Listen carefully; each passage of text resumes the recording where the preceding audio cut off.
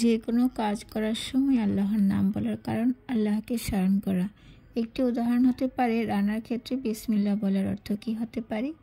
রান্না হলো পুরোটাই রহমতের এক পরিপূরক। মাছ, মাংস, সবজি, নাস্তা যে কোনো কিছুই এক সুন্দরভাবে রান্না করা হয়। ভালো ও স্বাদ হবার অভিপ্রায়ে সবাই যত্ন সহকারে রান্না করে, কিন্তু খারাপ রান্না হতেই পারে। মজাদার না হলেও খারাপ রান্নাকে অরুচিদায়ক হিসেবে পরিগণিত করার চাইতে একটি কথা অবশ্যই ভাবনায় আনতে হবে যে এই খাবারটি খেয়ে সুস্থ থাকতে পারছে কিনা। কারণ রান্নার তেল হতে পারে বিষক্রিয়া, মশলা বিষের জার্ম হতে পারে, আটা, চাল, সবজি, মাছ, মাংসে বিষের প্রভাব থাকতে পারে। অগোচরে কতভাবে খারাপ আশঙ্কা থাকতেই পারে যা আমাদের শরীরে প্রবেশ করে। তাই বিসমিল্লাহ শব্দগুলোতে একটি বার্তা ছড়িয়ে আছে যে আল্লাহর নামের বরকতে ও ভালোবাসায় সেই বিষক্রিয়ার প্রভাব হতে বাঁচা যায়।